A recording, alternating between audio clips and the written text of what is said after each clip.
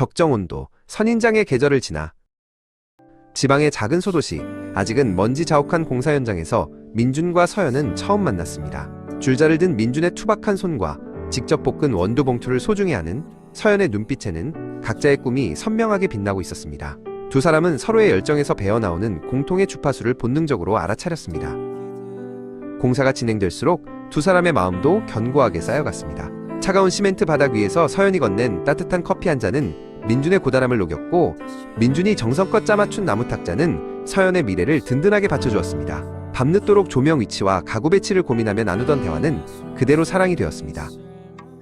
카페가 문을 열었을 때 그곳은 세상에서 가장 아늑한 공간이었습니다. 민준이 만든 공간에서 서연은 커피를 내렸고, 두 사람은 그 도시에서 가장 눈부시게 행복한 연인이었습니다. 사랑은 달콤한 바닐라 라떼처럼 부드러웠고 영원히 식지 않을 것만 같았습니다. 그러나 사랑이 깊어질수록 서로에 대한 기대라는 이름의 담장이 높아졌습니다.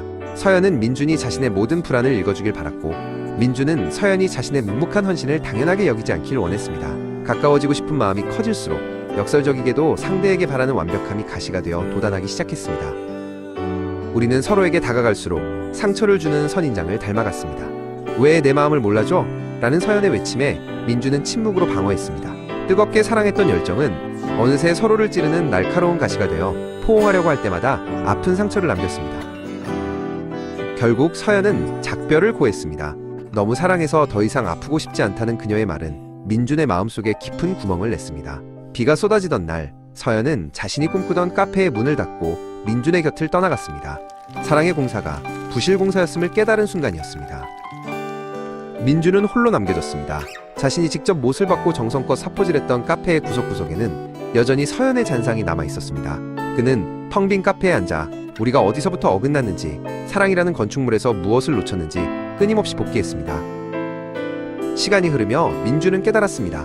목재가 너무 건조하면 뒤틀리고 너무 습하면 썩듯이 사랑에도 적정 온도와 적정 거리가 필요하다는 것을요. 그는 서연을 너무 뜨겁게 소유하려 했거나 혹은 너무 차갑게 방치했던 자신의 미숙함을 나무의 결을 만지며 이해하기 시작했습니다. 선인장이 가시를 세우는 건 자신을 보호하기 위함이지 상대를 공격하기 위함이 아님을 이제야 민준은 알 것 같았습니다. 서연의 가시도 결국 사랑받고 싶다는 외로운 신호였음을 깨닫자 원망은 사라지고 미안함과 고마움이 그 자리를 채웠습니다. 어느 오후 민준은 멀리서 환하게 웃으며 누군가와 대화하는 서연을 우연히 보았습니다. 그는 다가가 아는 체 하는 대신 멀리서 조용히 그녀의 행복을 빌어주었습니다. 진정한 사랑은 곁에 두는 것이 아니라 서로가 가장 빛날 수 있는 온도를 지켜주는 것임을 알게 된 민준의 진정한 이별이었습니다.